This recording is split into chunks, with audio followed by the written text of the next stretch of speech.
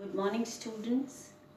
In this hour of crisis, when the world is fighting with coronavirus, we are all combating it by staying at home, and with the result, country is also locked down.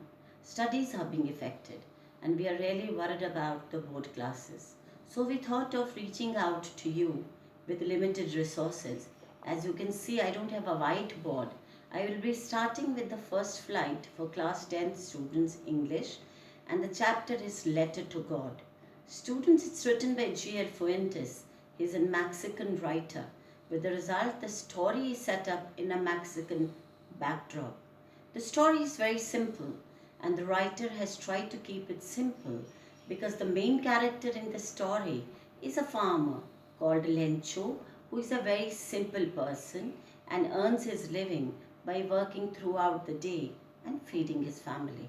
So the writer has made a priority of writing a very simple text so that it reaches out to the children and we are able to achieve the main objective of this lesson. The main title of this lesson is Letter to God. So you must be all amazed. How can we write a letter to God? We can. And as I tell you the story of this chapter, you will come to know what was the purpose of the writer to title it as the Letter to God.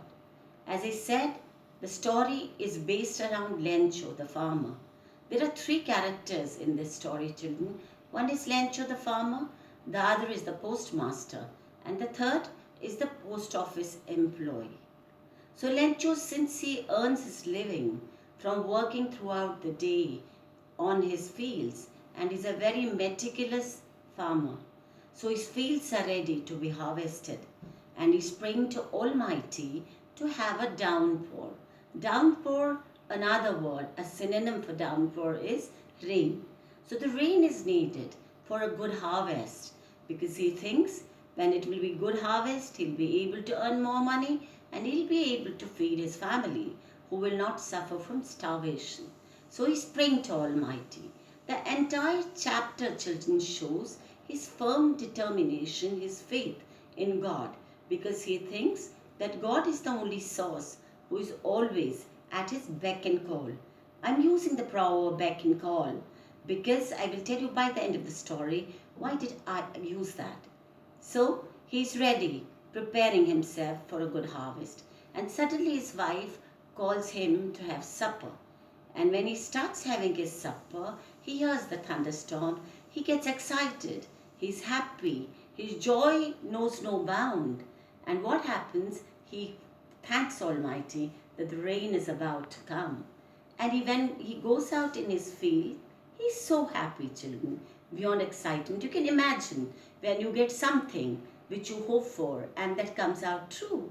So same thing happens with him. He's in his fields. He's so happy. He's so jubilant. I'm using the word jubilant, as I said. We got to use different terminologies, different words as we are in the board class. So jubilant means happy. It means excited. So he's so happy. He's raising his hands in thanksgiving to Almighty that the downpour has come. But as ill fate would have it, as you don't know what is in store for all of us, this downpour, this rain converted into hailstorm, children.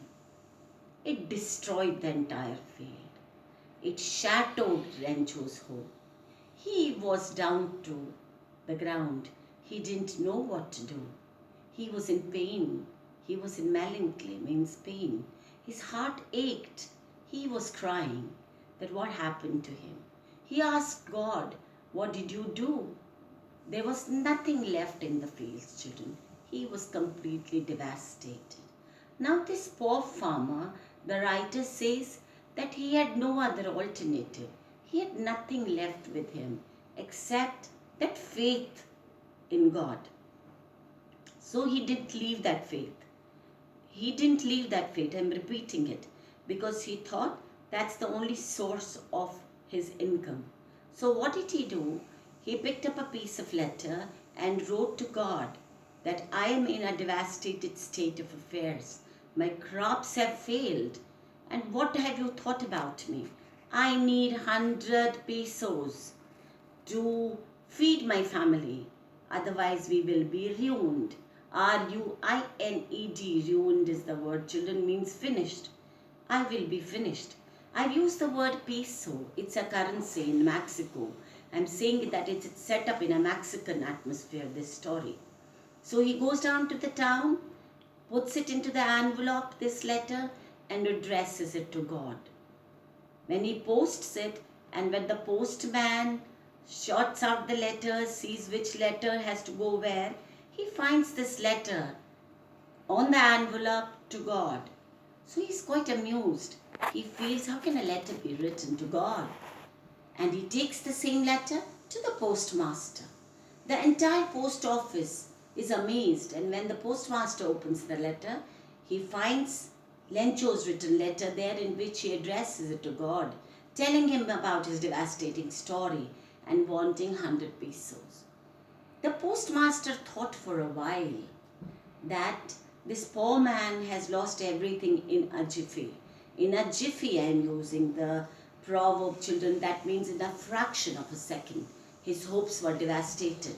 So what he does, he consults his people and tells them that we need to keep his faith in place, because he has such a strong determination, strong faith in God, that we got to maintain it.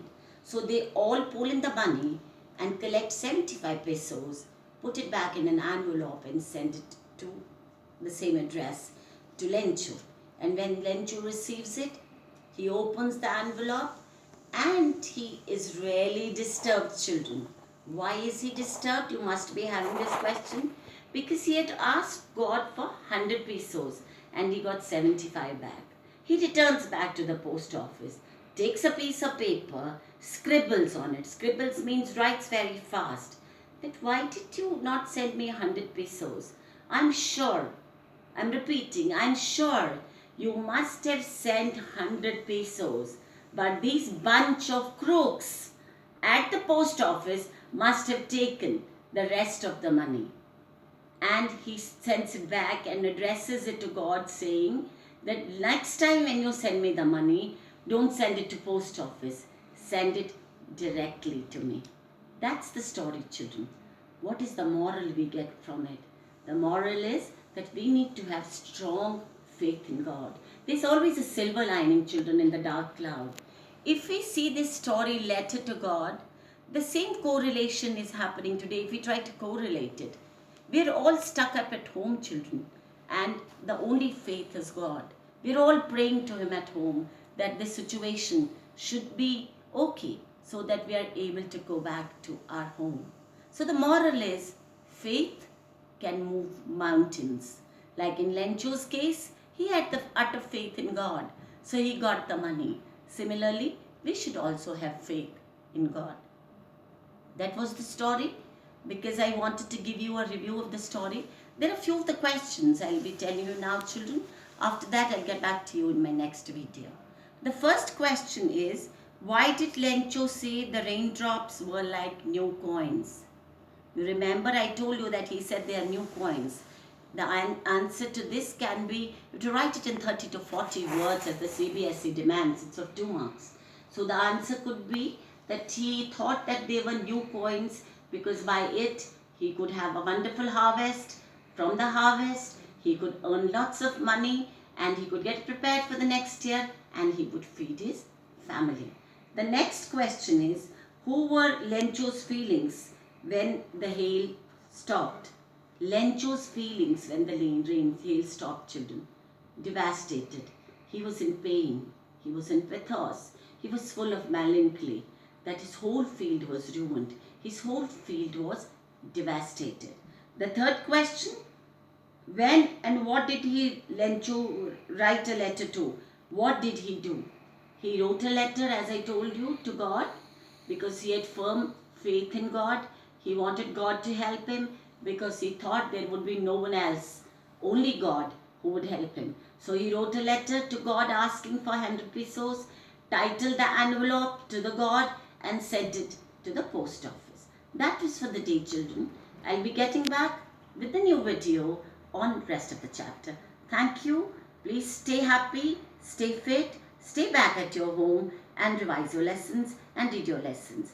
Please put your comments in the dialog box below. Thank you very much and have a great day.